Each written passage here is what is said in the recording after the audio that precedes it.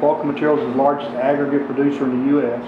We have approximately 7,000 people from coast to coast, quite a few people. We have about 350 plants. I guess we consider ourselves the plants like this one. Yeah, okay. 350 of these. We're considered the third largest asphalt producer, and we have about 70 asphalt plants. Do you mix asphalt here? We do. We do. So that's part, you know, when you look at our products, I guess primarily we make, our products are a lot of multiple end uses, but I guess you could say, you know, highway, bridges, schools, churches, just many other different things. I mean, even some of the finer product goes in toothpaste. So it's a big long list of things that we do. It is, I tell you, when you look across Texas, this is primarily the reason we've looked at this project for a long time through some of the, economic cycles. It's been up and down, but, we started this probably 10 years ago. Then the economy had a downturn, so we weren't able to, this didn't make sense, but now it makes a lot of sense. But the product in general is one of the highest quality products that are, stone that we have. And our intention is that we're going to, market it across not only in Eastern County, but east and west as well. Well, I would say that with the passing of the Proposition 7 over the next few years, the highway funding will increase starting in 17, 18, and 19. And I would say you could assume that. Now, after that, we did pass a highway bill that's 6 years, and I'm not sure the details, but it was basically 6 years for that. So this is the first time we've had a true highway bill. We've had plenty of extensions over the last, 5 or 6 years, but now we have a 6-year highway bill.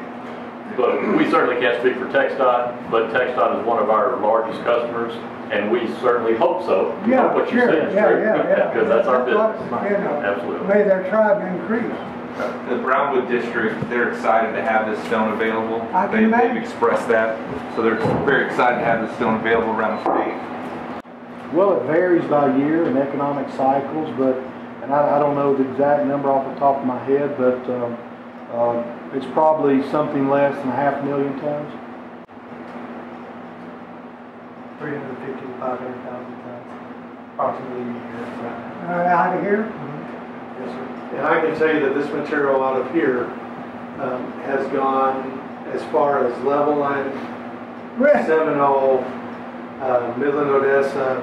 Because of the quality of the stone that's here in this deposit, we have current active TxDOT orders for this type of stone today all the way up in the Lubbock district in 3 or 4 different places. Do they demand it? It's a very, very high quality stone, and this particular stone meets the specifications for that. So to your comment earlier, it is an in-demand product because of its soundness, and it's a very, very good stone. Our project here is we looked at it over a 20-year cycle. So that's kind of what we're looking at. That's reasonable. That's right. So that's, to spend the kind of money that we're talking about spending, we need at least 20 years. How much money are you talking about? It's a $20 million project. 20 million. As Pete said, we've been here since 1989. We fully expect several more decades worth of community presence here in the Eastern area. Pete and the team here work really hard for that, and our employees live here, work here. Some feet that make its way all the way around here. One big circle. Yes, sir. One big circle comes all the way around. The rail project in general is about 25,000 feet. And And so 17 of it is down here on the south end, and then the balance of that footage is up to the I-20 corridor. Well, I'll tell you, a lot of credit to the Eastland Industrial Foundation. Yes. There was a lot of foresight there to have that bridge built, to make the ability to restore that rail line, and our partnership with them has been great to work. Of course, when you're looking at this area here is our active pit, where we actually are excavating, drilling, blasting, mining, and harvesting the aggregates, where we start our process of reduction, is basically what it is. And Reduction? Yeah. it's just a series of reductions and processing these materials into specifications, smaller sizes. It all begins in our pit, where we drill and blast, and then we'll load it up on haul trucks, and we'll haul it up out of the pit up to our processing plant, where we start dumping with the big trucks into our primary processing plant, where it starts its really second series of reduction, the actual mechanical reduction right here with our crusher. And this is called our primary, is what we call it. And then off of that primary, we have out of the crusher, we hit a screen where we can pull out some flex base, and that's normally what you see on your county roads. They'll call it caliche, but that's your flex base. You usually pull those out there, and then we take just regular, just stone from 2.5, 3 inch in size, and it stores in a surge pile, and then it feeds into our secondary processing plant, which the secondary processing plant is closed looped, and it also has water to it, where it actually washes the product, screens and sizes, and stockpiles those products out into their own individual stockpiles, and it's clean, washed, and then we do QC testing on to make sure they're in specifications, and then they go to their stockpiles, and then it's ready. Well, that is actually the surge pile, where we come out of our primary and we stack that rock, and we have that tunnel feeder with the conveyor in there, where it feeds to the secondary, and it goes through that tunnel, and comes out to the secondary. It helps you meter the process, make it more steady state. Because with the trucks going up to the primary, they're kind of a little erratic. And then all that material builds up in that big pile, and then it lets you pull it out of there at a steady rate. And that helps you get your quality. Plus, it's rock, it's heavy, and so we're letting gravity do the work for us, dropping it down on the conveyor, pulling it, as opposed to having to grab it, manipulate it, and raise it up again. So it does it itself, basically. Once you come into these stockpiles, it is processed and it's finished, and we usually will from there, bring it into its own individual areas where we stockpile it. And some of those, at that point, once you move them to, say, from here, and there's a stockpile right here, we may have to get TechStop to come in and get their samples and do their testing on it. Do they do that on a regular basis? Yes, whenever we have a project going. Oh, okay. And as a matter of fact, up here, they actually have an on-site lab where their technicians, highway department, operates out of on our facilities, where they test our material as it's needed. And then once they have it tested and approved, then it can go to the TechStop product or projects that you're producing it for. Some of those go to commercial entities, and we have some that just come straight out of the processing plant that don't have to be, or not going to a TechStop project, that can get stockpiled and it's ready for shipment. There is a mixture of our own trucks plus customer trucks and contractors. A lot of contractors have their own trucks. I guess one thing you could see that we're doing right now, we're trucking this aggregate to the Abilene market for special projects. The city of Eastland, or Eastland County, can be proud because we recently run, in conjunction with one of our contractors, we won a statewide paving award for Abilene Regional Airport, and there is Eastland County aggregate in that project, and we were recognized at the state level as the best large airport project in the state of Texas for that year, and that is built out of Eastland aggregates. Yes, sir. Eastland Airport is built out of our aggregates. Ranger Airport is built out of our aggregates. That's great. And then I think the other one was the Equify auction. That as well has about 120,000 tons of our base. 20,000 tons. 100. 100. Describe. That is correct. We currently have 12 employees, and they are mainly from this Eastland County area. Just about everybody. Most of them are just equipment operators and crusher operators, and we got a couple of welders as well. Operating this heavy equipment takes a lot of training and time, and it's big, huge equipment, and it can be a hazardous job. So our training and our safety worker care is here to help us with this. Yeah, actually we have a record of 10 years with no lost time accidents at the moment. No incidents. No incidents at all. 10 years with no injuries, no employee incidents. So it's, in this business, that's That's a record. that's pretty good right there. Yeah. Yes, sir. really good. And you were speaking of inspections that we get on occasion. Pete's most recent MSHA.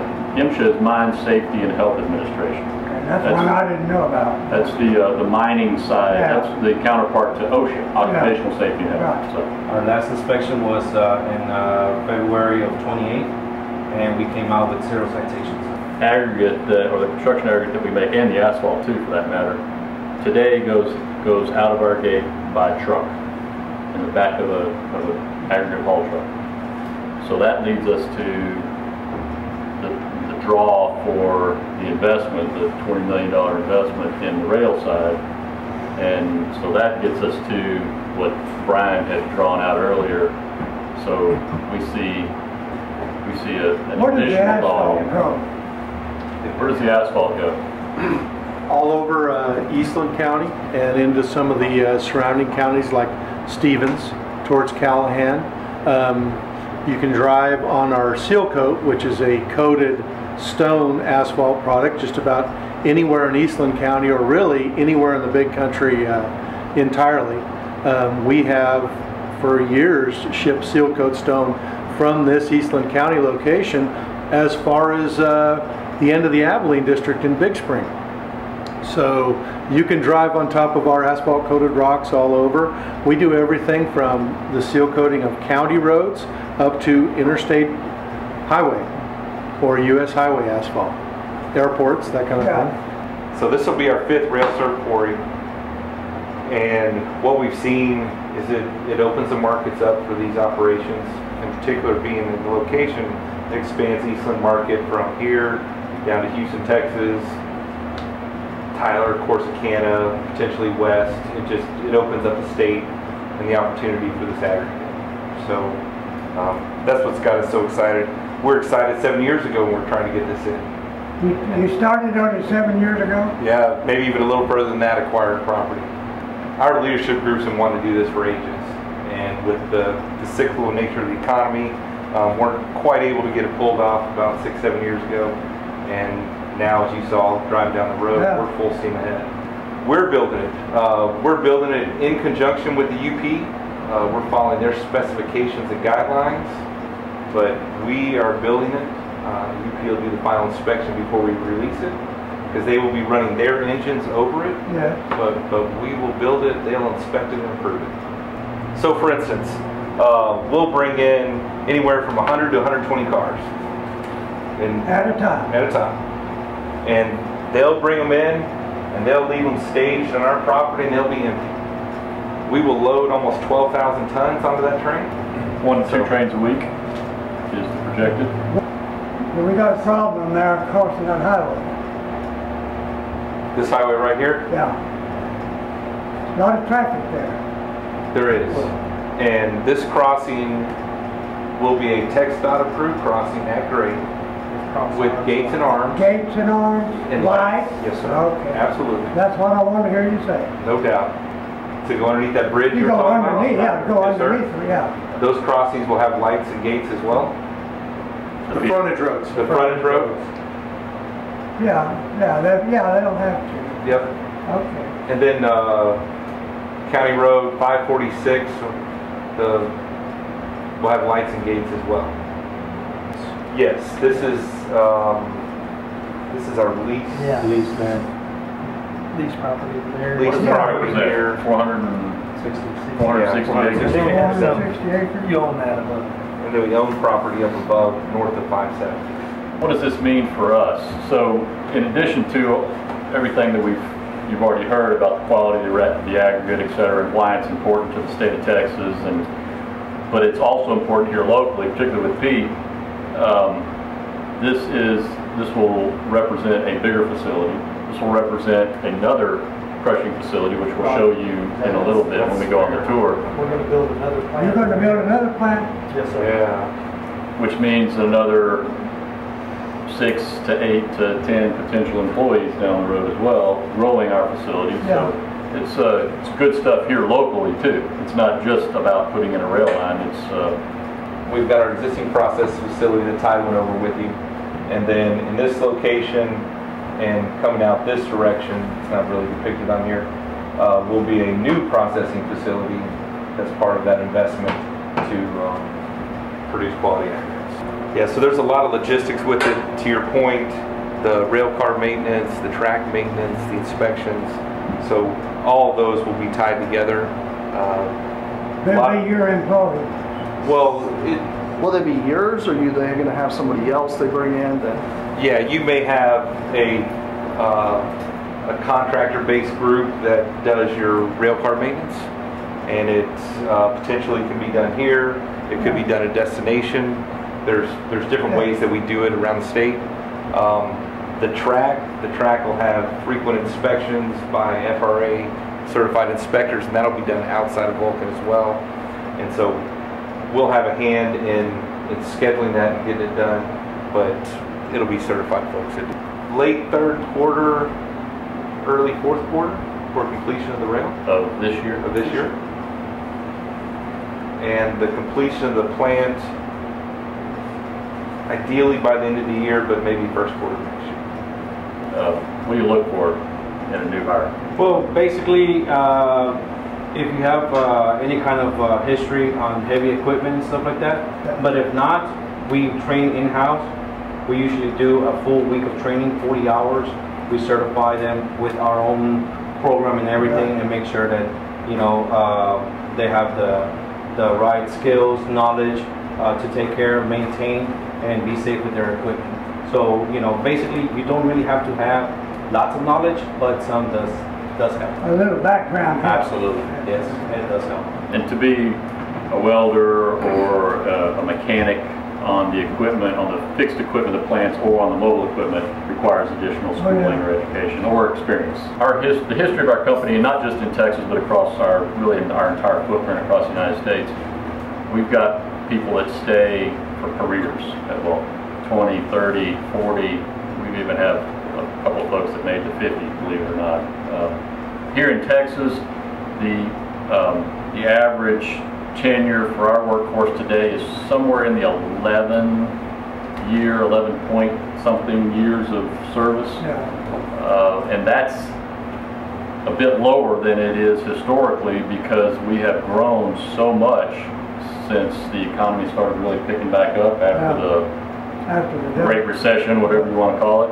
We use we post electronically, so we have the Vulcan Materials website that we use, and we also attach to Career Builder and Monster.com and something called Indeed. It's another electronic source that we use, and a significant amount of word of mouth. As Pete said, we've got our employees live here. They know each other. They know each other, and they know people that come in, and that's important. We work really hard to make sure that the working relationships are positive and effective, because they spend a lot of time here.